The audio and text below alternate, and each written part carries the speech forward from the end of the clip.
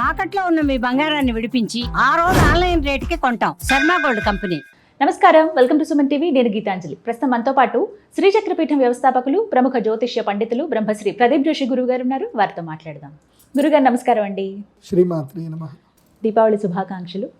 దీపావళి రోజున లక్ష్మీ పూజ ప్రధానం అంటారు. ఏ సమయంలో చేయాలి, ఎలా చేయాలి, ఎటువంటి నైవేద్యాలు అమ్మవారికి సమర్పించాలి, అలాగే ప్రత్యేకంగా ఆ రోజున ఏం చేస్తే అమ్మవారి అనుగ్రహం పొందవచ్చు, ఆ లక్ష్మీ కటాక్షం పొందాలంటే ఏం చేయాలో వివరించండి. దీపావళి, ఈ దీపావళి ముఖ్యం ఏమిటంటే, ముఖ్య లక్ష్యం ఏంటంటే దీపావళి. ఎందుకు దీప ఆవళి? ఆవళి అంటే అర్థం ఏంది? వరస. దీప అంటే దీపం గురించి మొట్టమొదటిగా మీరు అర్థం చేసుకోండి. మా అమ్మ అందుకే నా పేరు ప్రదీప్ జోషి అని పెట్టింది. ప్రదీప్ నా పేరు. ఎందుకు దీపం? దీపం యొక్క లక్షణం ఏంటి అని అంటే కలుపుకొని పోవాలి. జీవితంలో అందరినీ కలుపుకొని పోతేనే జీవితం. అప్పుడే నువ్వు వెలుగుతావు, లేకపోతే వెలుగవు. అది బాగా అర్థం చేసుకోండి. కలుపుకొని పోవడం ఏంటండి? దీపానికి కలుపుకొని పోవడానికి ఒక అర్థం ఉంది. దీపం చెమ్మ తీసుకుందాం. దీపెంత తయారవ్వకన్నా మునుపు అది మట్టి. ముందు మట్టి, తర్వాత నీళ్లు. మట్టికి, నీటికి, అగ్నికి మధ్య కలగొలిపిన సంబంధం దీపెంత. ఊరికే ఇప్పుడు అగ్నిలో నీళ్లు పోసావా, అగ్ని కాలిపోతుంది. మట్టిలో నీళ్లు పోసావా, మట్టి ఏమవుతుంది? పూర్తిగా జారిపోతుంది, వదులైపోతుంది. అంటే ఎంతవరకు నీళ్లు కలపాలో అంతే మట్టి కలిపి, మట్టికి ఒక స్వరూపం తీసుకొచ్చి దాన్ని అగ్నిలో కాలుస్తే అది గట్టిపడుతుంది. అంటే దేనికైతే సహాయం చేసినటువంటి నీరు నిర్వీర్యమైపోతుంది, గాలికి ఎగిరిపోతుంది. అప్పుడు మట్టి మాత్రమే మిగులుతుంది, కాకపోతే ఒక తత్వస్వరూపంగా మిగులుతుంది. అట్లాగే నీ జీవితంలో నీకు స్వరూపం రావాలి అంటే నువ్వు విద్య అనేటువంటి నీటిని స్వీకరించాలి. అంటే సంస్కారం అనేటువంటి నీటిని స్వీకరించాలి. విద్య అనేటువంటి దాన్ని స్వీకరించి దానితోటి నువ్వు ఒక రూపం చెందాలి. నీకు కష్టం వస్తుంది, అగ్ని అనే కష్టం వస్తుంది. ఆ కష్టంలో, ఆ యొక్క పరిశ్రమలో నువ్వు పడి నిన్ను నువ్వు సంస్కరించుకోవాలి. నిన్ను నువ్వు సంస్కరించుకొని ఒక రూపాంతరం చెందాలి. అదే దీపం. తర్వాత అందులోపల నూనె పోస్తాం.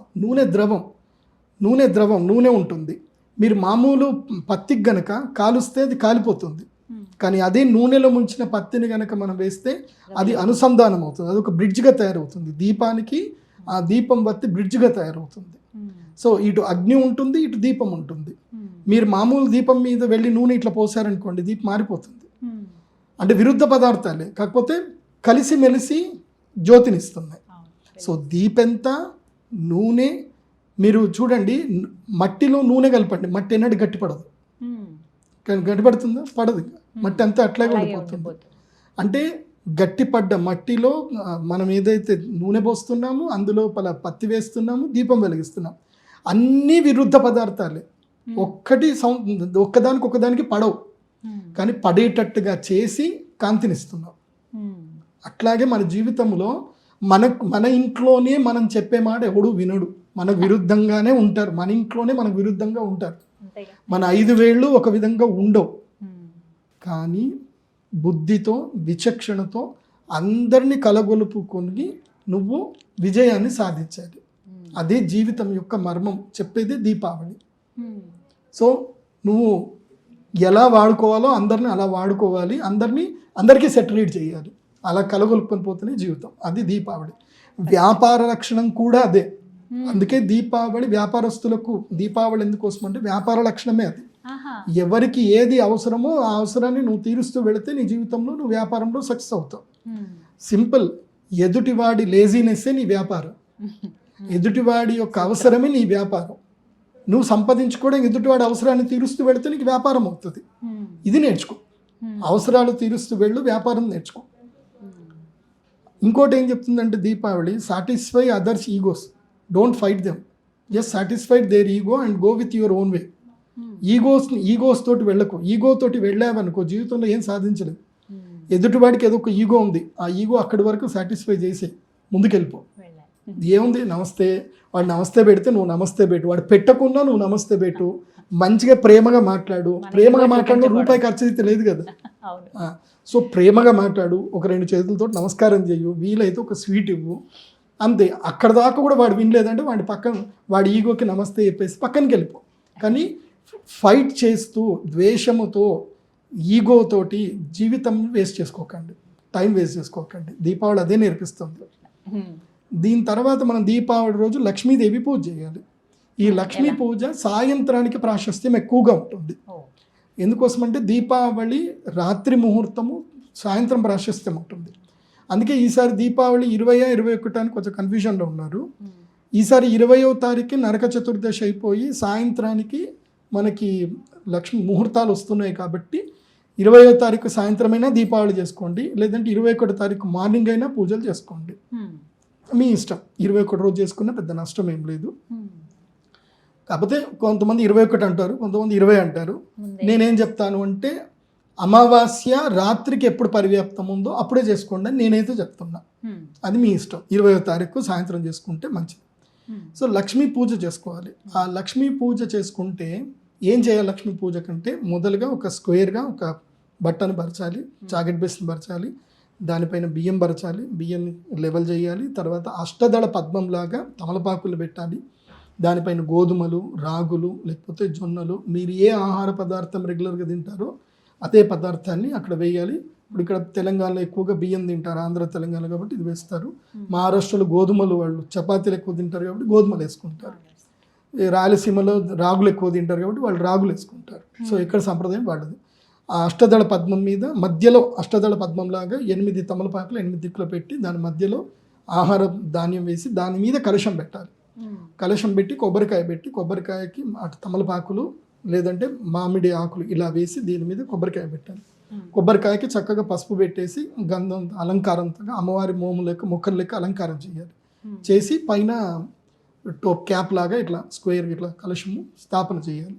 కలశ స్థాపన చేసి ముందు లక్ష్మీ గౌరీ దేవత, మొట్టమొదటిగా గణపతి గౌరీ పూజ చేయాలి. తర్వాత అష్టదిక్పాలకుల పూజ చేయాలి. తర్వాత నవగ్రహ పూజ చేయాలి. ఆ తర్వాత ఒక ప్లేటు, రాగి ప్లేట్ కానీ వెండి ప్లేట్ కానీ, స్టీల్ పెట్టకూడదు. ఒకవేళ మీకు లేకపోతే పర్వాలేదు, ఆ స్టీల్ ప్లేట్లో అరిటాకు వేయండి. ఎందుకోసమంటే ఇనుము మనకి పనికిరాదు, ఇనుము. సో అరిటాకు పెట్టైనా సరే అందులోపల మొత్తం ఒక 108 కాయిన్స్ పెట్టండి. అయితే రాగి బిళ్ళలోనే పెట్టుకోవచ్చు, ఇంకా మనకి స్టీల్ మనకి ఇప్పుడు అదే సంపద కాబట్టి పెట్టుకోండి, ఏం పర్వాలేదు. కాకపోతే వెండివి బిళ్ళలు పెడితే మంచివి. ఒక్కటైనా వెండి బిళ్ళ పెట్టండి. అమ్మవారిది శ్రీచక్రము, లక్ష్మి, గణపతి, సరస్వతి ఉన్నటువంటి బిళ్ళ అదొక్కటి మాత్రం తప్పకుండా పెట్టాలి. వెనక శ్రీచక్రం ఉండాలి, ముందు లక్ష్మీ, గణపతి, సరస్వతి ఉండాలి. ఆ బిళ్ళని అక్కడ పెట్టండి. పెట్టి శ్రీ సూక్తముతో అభిషేకం చేయాలి. శ్రీ సూక్తముతో లేదా పురుష సూక్తము, శ్రీ సూక్తము, రుద్రము, నమ్మకము, చమకము, బళిత్తా సూక్తము, ఇంకా మీకు ఏవి అనిపిస్తే అవి చక్కగా మంచిగా అభిషేకం చేయండి.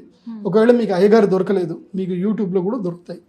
అక్కడ ఆడియో ఆన్ చేసుకోండి, ఇక్కడ చక్కగా అభిషేకం చేసుకోండి. చక్కగా పాలు, పెరుగు, తేనె, నెయ్యి, తర్వాత బెల్లము పొడి, పంచదార పనికిరాదు, బెల్లము పొడి. సో అది వేసి చక్కగా పంచామృతాలతో అభిషేకం చేసి తుడిచి గంధం కుంకుమ పెట్టి అక్కడ మళ్ళీ ఆ ప్లేట్లోనే మళ్ళీ చుట్టూ తమలపాకులు ఇట్లా పేర్చాలి. ఆ ప్లేట్లో చుట్టూ రౌండ్గా తమలపాకులు పేర్చాలి. పేర్చి దాని లోపల ఈ కాయిన్స్ అన్నీ కూడా గంధం కుంకుమ పెట్టుకుంటూ పెట్టాలి. పెట్టిన తర్వాత కుంకుమార్చన, పుష్పార్చన, లక్ష్మీ సహస్రనామాలు మీకు దొరుకుతాయి.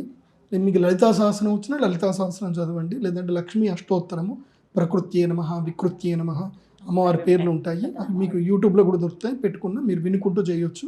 ఒకవేళ మీకు ఏ మంత్రం రాకపోయినా 108 టైమ్స్ శ్రీమాత్రే నమః అనుకుంటూ కుంకుమ వేయండి, తర్వాత అక్షంతలు వేయండి, ఆ తర్వాత పుష్పాలు వేయండి, అమ్మవారికి చక్కగా అలంకరణ చేయండి. చేసిన తర్వాత ఇప్పుడు చాలా ప్రధానమైంది ఈ లక్ష్మీ పూజలో, ప్రధానమైనది ఏంటంటే పుస్తక పూజ. మీ యొక్క అకౌంట్ బుక్స్ అన్నీ కూడా తీసుకోవాలి. ప్రతి ఒక్కళ్ళు, అంటే మీరు చదువుకున్న పుస్తకమైనా అది మీకు అదే అకౌంటబిలిటీ మీకు. కాబట్టి ప్రతి ఒక్కళ్ళు పుస్తకం తీసుకోవాలి. పుస్తకం తీసుకొని పుస్తకాలకు ఓం స్వస్తిక్ రాసుకోవాలి, శుభం లాభం రాసుకోవాలి. ఫస్ట్ శ్రీ రాయాలి, సంస్కృతంలో శ్రీ రాయాలి. తెలుగులో రాసిన పర్వాలేదు కానీ సంస్కృతం అయితే ప్రధానం. సంస్కృతంలో శ్రీ అని రాయాలి. రాసిన తర్వాత మధ్యలో స్వస్తిక్ పెట్టాలి, తర్వాత ఓం రాయాలి. ఇటువైపేమో శుభం, ఇటువైపేమో లాభం రాయాలి. స్వస్తిక్ ఎప్పుడు మధ్యలో ఉండాలి, స్వస్తిక్ మధ్యలో ఉండాలి. సో స్వస్తిక్ మధ్యలో పెట్టిన తర్వాత స్వస్తిక్ చాలామంది ఏం చేస్తారు అంటే ఇలా ప్లస్ లాగా రాసి ఇలా చేస్తారు. అలా పద్ధతి కాదు. చాలా మంది ఏంటంటే సగం సగం రాస్తారు, కొంతమంది ఉల్టా రాస్తారు, ఎడమ వైపు రాస్తారు. స్వస్తికి రాసేటప్పుడు నీ యొక్క చెయ్యి కుడివైపే ఎక్కువ తిరగాలి, బాగా గుర్తుపెట్టుకోండి. స్వస్తికి రాసేటప్పుడు ఏంటంటే ఇలా అని ఇలా ఫస్ట్ జెడ్ రాయాలి, నెక్స్ట్ ఇటు ఆపోజిట్లో జెడ్ రాయాలి. ఓకే, సో జెడ్ రాసి మళ్ళీ ఇట్లా రాసిన తర్వాత అప్పుడు దానికి ఇలా కోణాలు ఇవ్వాలి. సో కోణాలు ఇస్తే అయిపోతుంది. సో స్వస్తిక్ చాలా ప్రధానమైనటువంటిది. స్వస్తిక్ అనేటువంటిది ఏంటంటే ఒక ఆయుధం, చాలా మందికి తెలియదు. పూర్వకాలంలో స్వస్తిక ఆయుధం ఉండేది. ఆ స్వస్తిక ఆయుధంతో ఎంతమంది శత్రువులైనా ఈజీగా చెప్పవచ్చు. స్వస్తిక ఆయుధంతో స్వస్తిక ఆయుధం ఏంటంటే అదొక లక్షణం ఉంటుంది. ఆయుధాన్ని నువ్వు ఇలా విసిరేస్తే అది అలా తిరిగి మళ్ళీ నీ చేతి దగ్గరికి వచ్చేస్తుంది. స్వస్తిక ఆయుధం అది నేర్పరితనం ఉంటేనే అది బాగా పనిచేస్తుంది. అది సో పూర్వకాలంలో ఉండేది. అందుకే స్వస్తికం ఒక్కటి బాగా గుర్తుపెట్టుకోండి హిందువులారా, మన ప్రతి పూజలోనూ అమ్మవారి యొక్క ప్రతి శక్తిలోనూ ప్రతి చోట ఆయుధం లేకుండా పూజ ఉండదు. కాబట్టి ప్రతి హిందువు ఆయుధము పట్టడం నేర్చుకోవాలి, బాగా గుర్తుపెట్టుకోండి. ఒకప్పుడు కూడా ఇప్పటి కాదు, ఒకప్పుడు సాంప్రదాయంలో ఏంటంటే ఆయుధ పూజ రోజు ప్రతి ఒక్కరు వాళ్ళ ఇంట్లో కత్తులు ఖడ్గాలు అన్నీ తీసి పూజ చేసుకునేవాళ్ళు. అండ్ చట్ట ప్రకారం కూడా ఒక రూల్ ఉంది. పూర్వకాలంలో ఎవరైనా ఉంటే కనుక వాళ్ళ ఇంట్లో వాళ్ళ ఆయుధాలు వాళ్ళు పెట్టుకోవచ్చు అని రూల్ అయితే ఉంది. మరీ మారణాయుధాలు కాదు, ఏవైతే ఉన్నాయో అవి పెట్టుకోవచ్చు అని ఉంది. ఆయుధ పూజ నేర్చుకోవాలి, ఆయుధ పట్టడం కూడా నేర్చుకోవాలి, విద్యలు నేర్చుకోవాలి, సెల్ఫ్ డిఫెన్స్ విద్యలు నేర్చుకోవాలి. నేర్చుకోకుండా నాకు అది ఉంది ఇది ఉంది అనుకుంటే వేస్ట్. ఎందుకోసమంటే ధైర్యలక్ష్మి అమ్మవారి యొక్క లక్ష్మీ స్వరూపంలో అష్టలక్ష్మిలో ధైర్యలక్ష్మి కూడా ఉంటుంది. నీకు ధైర్యం ఉంది అంటే అర్థం ఏంది అని అంటే కరేజ్ ఇక్కడ కాదు, ఆ కరేజ్ని చూపించే శక్తి కూడా ఉండాలి. కాబట్టి స్వస్తికి ఇవన్నీ కూడా పుస్తకాల్లో రాయాలి. రాసి ఇప్పుడు ముహూర్తం రాయాలి. ముహూర్తం ఏమిటి, ఈ సంవత్సరానికి ఏంటంటే స్వస్తి శ్రీ శాలివాన శకం, ఇది ఏ సంవత్సరము రాయాలి. తర్వాత శ్రీ విశ్వావసనామ సంవత్సరము, దక్షిణాయనము, శరదృతువు, ఆశ్వయుజ మాసము 30 అని రాయాలి. అక్కడ అమావాస్య రాయకూడదు. ఆశ్వయుజ మాసము తిథి 30 అని రాయాలి. 30 అంటే అంతే, అంతకుమించి ఇంకేంది 30. లక్ష్మీ వారము అని రాయాలి. ఈ సంవత్సరం ఏ వారమైనా రాని, వారం పేరు రాయకూడదు, లక్ష్మీ వారము అని రాయాలి. లక్ష్మీ వారము రోజున మీ యొక్క షాప్ మీది ఏదైతే బిజినెస్ ఉందో ఆ బిజినెస్ పేరు రాయాలి. బిజినెస్ లేకపోతే మీ వంశం పేరు రాయాలి. వంశస్థులమైనటువంటి మేము సకుటుంబంగా లక్ష్మీ పూజను చేసితిమి కావున ఆ శ్రీ మహాలక్ష్మీదేవి అనుగ్రహము మా వంశముపై ఎల్లప్పుడూ ఉండునుగాక అని చెప్పి రాసి శ్రీ శ్రీ శ్రీ శ్రీ 5 సార్లు రాయాలి. రాసి మీకు ఇష్టదైవానికి సంబంధించిన 5 పేర్లు రాయాలి. కొంతమంది మా తెలంగాణలో అయితే శ్రీరాములు నీవే కలవు అని రాస్తారు. తెలంగాణలో ఎక్కువగా, అంటే మా గంజిలో మేము చూస్తూ ఉంటాం కదా. ఇవన్నీ చిన్నప్పటి నుంచి నా 9వ ఏట నుంచే నేను స్టార్ట్ చేసిన పూజలు చేయించి మా నాన్నతోటి కలిసిపోయేది, రాపించేది అనమాట పూజలు. అంటే ఈ యొక్క గంజ్ అనేది అయితే సంప్రదాయం ఉంటుందో మండీస్ అంటారు. ఈ మండీస్లో ముఖ్యంగా వరంగల్, కరీంనగర్, నిజామాబాద్, తర్వాత ముంబై, రాజస్థాన్లో అన్ని ప్లేస్లోనూ ఇదే రోజు గాదె పూజ చేస్తారు. వీళ్ళు ఏదైతే కూర్చుంటారో గాదె అని పరుపులు వేసుకుంటారు కదా, గాదె పూజ చేస్తారు. అది వేరే సంప్రదాయం, అది కూడా చెప్తాను మీకు. గాదె పూజ ఎలా చేయాలో అది కూడా ప్రత్యేకంగా వేరే వీడియోలు చెప్తాను. ఇవన్నీ రాసి దానికి పెన్నుతోటి రాయండి, లేదంటే సింధూరంతో రాయాలి. వాస్తవం చెప్పాలంటే సింధూరంలో పాలు వేసి దాంతో రాయాలి, లేదంటే సింధూరంలో జాస్మిన్ తైలం వేసి గోడలకు రాయాలి. పాలు వేసి మాత్రమే పుస్తకంలో రాయాలి, నూనెతో రాసినవి పుస్తకంలో రాయకూడదు. సింధూరంలో ఆవు పాలు వేసి, మీగడ ఉంటుంది కదా, ఆవు మీగడ వేస్తే ఇంకా బాగా వస్తుంది సింధూరంలో. ఆ సింధూరంతో రాయాలి. రాసిన తర్వాత ఇవన్నీ కూడా రాసి ఈ పుస్తకాలన్నీ కూడా నీట్గా అమ్మవారి ముందు పెట్టాలి. నీట్గా అమ్మవారి ముందు పెట్టి పెన్నుకు కూడా కంకణం కట్టి అక్కడ పెట్టి అందరు కూడా లేచి అమ్మవారి యొక్క స్తోత్రం ఏది, నమస్తేస్తు మహామాయే శ్రీపీఠే సురపూజితే శంఖచక్ర గదాహస్తే మహాలక్ష్మి నమోస్తుతే. ఇందాక నేను ఒక తప్పు చదివా, గదాహస్తే అని తప్పు చదివా. గదాహస్తే ధా ఒత్తు ధా పలకాలి. గదాహస్తే అంటే రోగములు చేతిలో పట్టుకున్న అమ్మవారు అని పేరు వస్తుంది. ధా ఒత్తు ధా పలికితే గద చేతిలో పట్టుకుంది. సో తప్పులు చదవకండి. శంఖచక్ర గదాహస్తే మహాలక్ష్మీర్ నమోస్తుతే. నమస్తే గరుడారూఢే కోలాసుర భయంకరి సర్వ. కొల్హాపురంలో అమ్మవారు ఎవరున్నారు, కోలాసురుని సంహరించింది కాబట్టి కొల్హాపురం మహాలక్ష్మీదేవి. కోలాసుర భయంకరి సర్వపాప హరే దేవి మహాలక్ష్మి నమోస్తుతే. చాలామంది డోలాసుర భయంకరి అని రాస్తారు. డోలాసురుడు అయితే లేదు, అంటే ఉయ్యాల రూపంలో ఒక రాక్షసుడు వచ్చాడని కూడా చెప్తారు, కానీ దానికి పురాణ ప్రాశస్త్యం అయితే లేదు. కొల్హాపురంలో అమ్మవారు, అందుకే కొల్హాపురం అని ఆ రాక్షసుడు అమ్మవారిని వేరుకున్నాడు. అమ్మ నువ్వు నన్ను సంహరించావు కాబట్టి ఈ ఊరికి ఇదే పేరు, కొల్హాపురం అన్న పేరు ఉండనమ్మా అని చెప్పి లక్ష్మీదేవి అమ్మవారిని అనుగ్రహం పొందాడు కాబట్టి కోలాసురుడు అనేటువంటి రాక్షసుడి వల్లనే అతడు కోలాహలం చేసేవాడు, అంటే బాగా అరిచేవాడు అనమాట. అందుకే కోలాసురుడు అని పేరు, అంటే కోలాహలం అంటారు కదా. సో బాగా గట్టిగా వికృతమైన అరుపులు అరిచేవాడు అనమాట, అందుకే కోల్హాపురము. అందుకే ఆ కోలాపురం అనే మహాలక్ష్మీదేవి అమ్మవారి యొక్క ధ్యానం అక్కడ వస్తుంది. సో అందుకే ఇంద్రుడు కోలాసురుని సంహరించిన తర్వాత ఇంద్రుడు అమ్మవారి గురించి అష్టలక్ష్మి స్తోత్రం చదువుతాడు. సాక్షాత్తు ఇంద్రుడే చదివినటువంటి మహాలక్ష్మి అష్టకము ప్రతి ఒక్కళ్ళకి రావాలి. హిందూ అన్న ప్రతి ఒక్కళ్ళకి మహాలక్ష్మి అష్టకం కంఠస్థం ఉండాలి, పక్కా రావాలి. సో ఈ లక్ష్మీ అష్టకం పూర్తిగా చదవండి. చదివి చేతిలో లాజాలు పెట్టుకోవాలి. లాజాలు అంటే అర్థం ఏంటంటే వరిపేలాలు. వరిపేలాలు అంటే స్మూత్గా ఉండకూడదు, రబ్ కొంచెం గరుకుగా ఉంటుంది. అలా అంటే తడిపినటువంటి వరిపేలాలు పనికిరావు, అవి అపరకర్మలకు పనికి వస్తాయి. అంటే ఏవి శ్మశానంలో వేయడానికి, శూద్ర పూజలకి అవి పనికి వస్తాయి. ఈ పూజలకి లాజాలు ఇవి వేయాలి. మీరు ఇది ఈ కాంతారా సినిమా చూసారు కదా, అందులోపల తినడానికి అదే ఇస్తారనమాట వాళ్ళకి, వాళ్ళు అవే ఆ లాజాలే చల్లుతారనమాట. సో వాటిని ఆ పేలాలు ఉంటాయి, వరి పేలాలు ఉంటాయి, ఆ వరి పేలాలు తీసుకొని అమ్మవారిదంతా కూడా చదివి వరి పేలాలు చదవాలి, చల్లాలన్నమాట. పూర్వకాలంలో రాజులు వచ్చేటప్పుడు ఈ వరి పేలాలే చల్లేవాడు.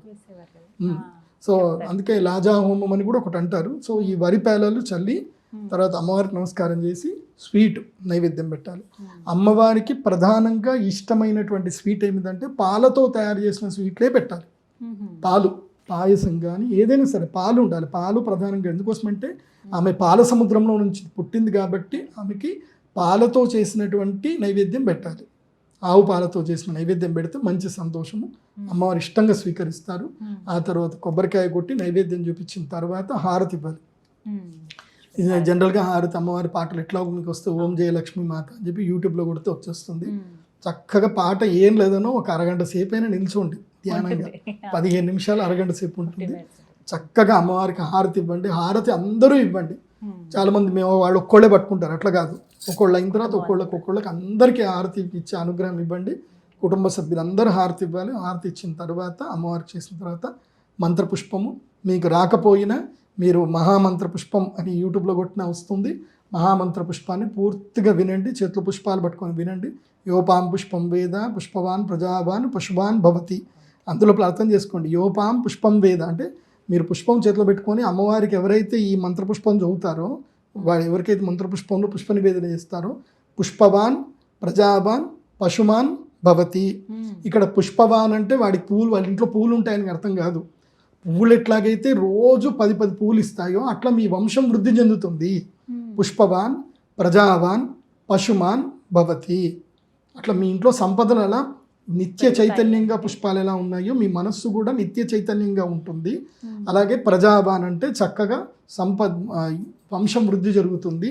పశుమాన్ భవతి అంటే పాడి పశువులు అన్నీ కూడా బాగుంటాయి అని చెప్పి మంత్రపుష్పం మొత్తం చదివి ప్రదక్షిణ పూర్వకంగా నమస్కారం చేసి అమ్మవారికి పువ్వులు వేసి మంత్రహీనం క్రియాహీనం భక్తిహీనం పరమేశ్వరి యత్పూజితం మయాదేవి పరిపూర్ణం తదస్తుమే అని అమ్మవారికి ధ్యానావన శ్లోకం చేసి అమ్మవారికి నివేదన చేసిన తర్వాత ముత్తైదువులకి, ప్రధానంగా ముత్తైదువులకి బట్టలు పెట్టాలి. ఇది మనకి ఏదైతే జాకెట్ పీసులు కానీ లేదంటే చీరలు కానీ తాంబూలం తప్పకుండా ముత్తైదులు పూజ చేయాలి. ముత్తైదులు పూజ చేయకుండా మీరు లక్ష్మీ పూజ చేస్తే పనికిరాదు, వేస్ట్ మొత్తం. ఎందుకోసమంటే లక్ష్మీ స్వరూపము సుమంగళి స్త్రీ. సుమంగళి స్త్రీకి బట్టలు పెట్టాలి. సుమంగళి స్త్రీకి బట్టలు పెట్టకుండా మీరు వేసుకొని నేను పటాసులు వేస్తా అంటే అమ్మవారికి ఇష్టం నచ్చదు. సో కుమారి పూజ అంటే మీ ఇంట్లో ఆడపిల్లలు ఉన్న ఆడపిల్లలకి బట్టలు పెట్టడం, పట్టు బట్టలు ఇవ్వడం. అంటే అయ్యగారు పొద్దున్నే మా పిల్లలకి మా ఆవిడకి చీర కొనిచ్చేసిన మళ్ళీ సాయంత్రం పెట్టానంటే పెట్టాల్సిందే. ఈ ఇక్కడ బోనస్ అన్నమాట, రెండు తప్పకుండా. పొద్దున్న కొత్త బట్టలు కట్టుకొని పూజ చేయాలి, మళ్ళీ బట్టలు పెట్టాలి. లేదంటే మీ ఆడపడుచుని పిలిచైనా సరే బట్టలు పెట్టాలి. మీ ఇంట్లో మీ శ్రీమతికి పెట్టినా లేదా మీ ఆడపడుచులకు పెట్టినా వేరే వాళ్ళకి పెట్టాలి. మన ఇంట్లోకి మనం పెట్టుకుంటే మన బ్యాండ్ మనం కొట్టుకున్నట్టు ఉంటుంది. అట్లా కాదు, వేరే వాళ్ళని పిలిచి వాళ్ళకి తప్పకుండా బట్టలు పెట్టాలి. ఒక్క సుమంగళి స్త్రీకైనా వస్త్రాలు ఇవ్వాల్సిందే. అలా ఇచ్చి పూజ అంతా చేసిన తర్వాత అప్పుడు టపాసులు వేల్చాలి. ఇది లక్ష్మీ పూజ. ఈ విధంగా దీపావళిని జరుపుకోవాలంటారు. ఇల్లంతా దీపాలతో నింపేస్తారు ఎలాగో. అది ఎట్లా ఉంటుంది, తప్పకుండా దీపాలంతా దీపాలతో నింపేయాలి. దీపాలు పెట్టేటప్పుడు నువ్వుల నూనె వాడాలంటే ద్రవ్యం ఖచ్చితంగా తప్పక. ఇది చాలా మంది ఏం చేస్తున్నారంటే, ఇది బాగా గుర్తుపెట్టుకోండి. దీపావళి రోజు, దానికి దీపావళి యొక్క అర్థం ఏంటి, కార్తీక మాసం యొక్క మొదటి రోజు. కార్తీక మాసం మొదలైంది అని అంటే ఆ రోజు ఏమవుతుంది, తైలే లక్ష్మి జలే గంగా అంటే ఆ రోజు నుంచి గంగాదేవి యొక్క సాన్నిధ్యము ప్రతి నీటిలోనూ ఉంటుంది, లక్ష్మీ సాన్నిధ్యము ప్రతి నువ్వుల నూనెలో ఉంటుంది. తైలం అంటే అర్థం ఏంటి, తిలం. తిల అంటే అర్థం ఏంటి, నువ్వులు. తైలం తిలస్య సంబంధి తైలం అంటే తిలము నుంచి ఏదైతే పుట్టిందో అది తైలం. మిగతాయి తైలం కాదు, నువ్వుల నూనె ఒక్కటి మాత్రమే తైలం. చాలామంది ఈ పొరపాటు చేస్తున్నారు. పూజా సామాగ్రి షాప్ వాళ్ళు కూడా ఈ పొరపాటు చేస్తున్నారు. దయచేసి అవి చేయకండి. మిక్స్డ్ నూనెలు అమ్ముతున్నారు, ఏ పడితే ఆ నూనెలు మిక్స్ చేసి అమ్ముతున్నారు. చక్కగా నువ్వుల నూనె ఏంటంటే అది నువ్వు తీసి వంటలో వేసుకున్నా సరే నీకు ఆరోగ్యంగా ఉండాలి. అలాంటి నువ్వుల నూనె, గానుగ నూనె పట్టించుకొని పెట్టండి, అది మీకు ఆరోగ్యకరంగా ఉంటుంది. ఇంకోటి, నువ్వులను మీరు బాగా కావాలంటే సైంటిస్ట్ పరంగా కూడా మీరు చెక్ చేయండి. నువ్వుల నూనెలో పెట్టినటువంటి దీపం యొక్క ఆర మీ ఆరాన్ని శుద్ధి చేస్తుంది, ఆరా పెరుగుతుంది. మీరు ఆరా మిషన్ పెట్టినా తెలుస్తుంది, ఆరా పెరుగుతుంది. మీరు అదే మిక్స్డ్ నూనె అని చెప్పి 200 పెట్టి తీసుకుంటారు, అది ఎందుకు పనికిరాదు. నూనె వాసన వస్తుంది, ఆ నూనె వాసన రాకూడదు, చెడ్డు వాసన వస్తుంది. నేను చూస్తా కదా. తైలము నువ్వు పెడితే జిడ్డు ఉండదు, వేరే నూనెకి జిడ్డు ఉంటుంది. అది ఇంకోటి ఏంటంటే, కొంచెం నేను విన్నది ఏంటంటే కొంచెం పశువుల కొవ్వు నుంచి కూడా నూనె తీస్తున్నారట.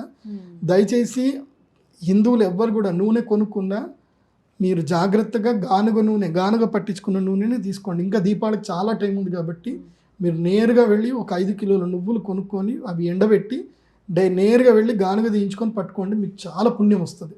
ఎందుకోసం అంటే మనం దీపం పవిత్రంగా వెలిగించే దీపం లోపల కొవ్వు నుంచి, మాంసం నుంచి పెట్టిన నూనె ఉండకూడదు. అంటే శక్తి లేదని కనీసం 2 దీపాలు వెలిగించినా చాలు. కాకపోతే వెలిగించే నూనె పవిత్రంగా ఉండాలి, శ్రేష్టంగా ఉండాలి. ఆ విధంగా ప్లాన్ చేసుకోండి.